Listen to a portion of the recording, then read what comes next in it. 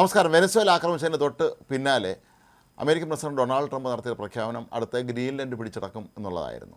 ഇത് സംബന്ധിച്ച ചർച്ചകൾ ഇപ്പോഴും പുരോഗമിക്കുകയാണ്.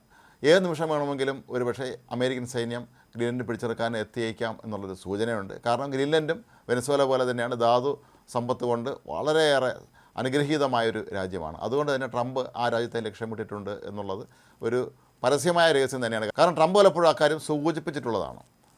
എന്നാൽ ഇപ്പോൾ നാറ്റോ സഖ്യരാജ്യങ്ങളാകട്ടെ ഇക്കാര്യത്തിൽ കടുത്ത വിയോജിപ്പ് പ്രകടിപ്പിച്ചുകൊണ്ട് രംഗത്തെത്തിയിരിക്കുകയാണ്. മാത്രമല്ല ഗ്രീൻലൻഡ് ഇപ്പോൾ നിലവിൽ ഡെൻമാർക്കിൻ്റെ കീഴിലാണ്.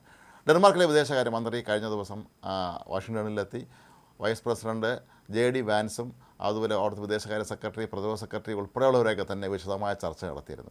ചർച്ചകൾ ഫലപ്രദമായിരുന്നു എന്നാണ് അദ്ദേഹം പറയുന്നത്. എങ്കിൽ പോലും ഡൊണാൾഡ് ട്രംപ് ആകട്ടെ ഇതിനെക്കുറിച്ച് കൃത്യമായ നിലപാട് ഇനിയും വ്യക്തമാക്കിയിട്ടുമില്ല. ചർച്ച നടക്കട്ടെ എന്നുള്ളതാണ് ട്രംപ് ഇപ്പോൾ പറയുന്നത്. മാത്രമല്ല നാറ്റോ സഖ്യ രാജ്യങ്ങളിലെ പ്രധാനപ്പെട്ട രാജ്യമായ ജർമ്മനി ഗ്രീൻലാൻഡിലേക്ക് അവരുടെ സൈന്യത്തെ അയക്കാൻ തീരുമാനിച്ചിട്ടുണ്ട്.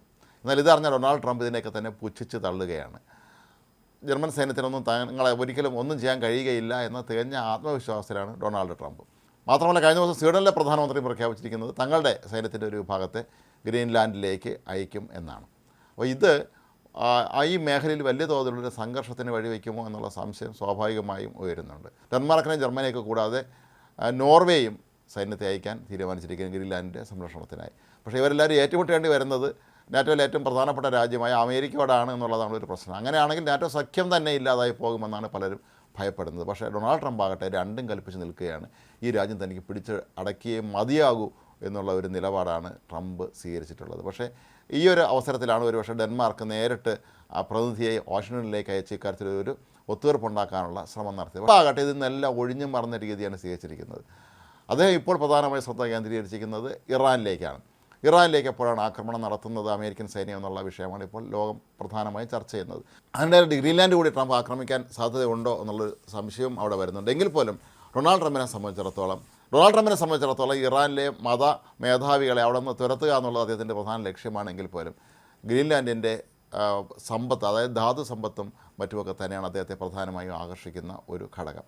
അതുകൊണ്ട് തന്നെ ഗ്രീൻലാൻഡ് പിടിച്ചെടുക്കാനുള്ള ശ്രമത്തിൽ അദ്ദേഹം മുന്നോട്ട് പോകാൻ തന്നെയാണ് സാധ്യത.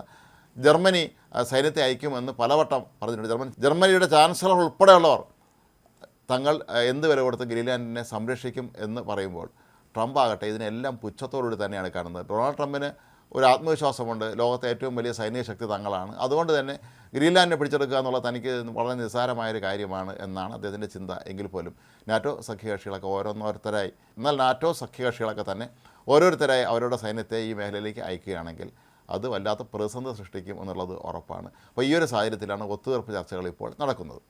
ട്രംപ് പറയുന്നത് അമേരിക്കയുടെ ദേശീയ സുരക്ഷയ്ക്ക് ഗ്രീൻലാൻഡിനെ പിടിച്ചെടുക്കുക എന്നുള്ളത് വളരെ ആവശ്യമായ ഒരു കാര്യമാണ് എന്നാണ്.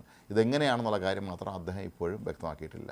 അമേരിക്കയുടെ സുരക്ഷയ്ക്ക് ഗ്രീൻലാൻഡ് പിടിച്ചെടുക്കുക എന്നുള്ളതിൻ്റെ അർത്ഥം എന്താണെന്ന് ആർക്കും മനസ്സിലാവുന്നില്ല. പക്ഷേ ട്രംപ് ഓരോ കാര്യങ്ങൾ ആഗ്രഹിക്കുകയാണെങ്കിൽ അത് നടപ്പിലാക്കുക എന്നുള്ളതാണ് അദ്ദേഹത്തിൻ്റെ രീതി. എന്ത് വില കൊടുത്തും ഏത് നിമിഷം വേണമെങ്കിലും ട്രംപ് ഗ്രീൻലാൻഡ് ആക്രമിക്കാൻ ഉത്തരവിടാം എന്ന ഭയത്തിൽ തന്നെയാണ് നാറ്റോ സഖ്യരാജ്യങ്ങൾ. ഏതായാലും ബ്രിട്ടനും ഇക്കാര്യത്തിൽ കടുത്ത വിയോജിപ്പാണ് ട്രംപിനോട് രേഖപ്പെടുത്തിയിട്ടുള്ളത്.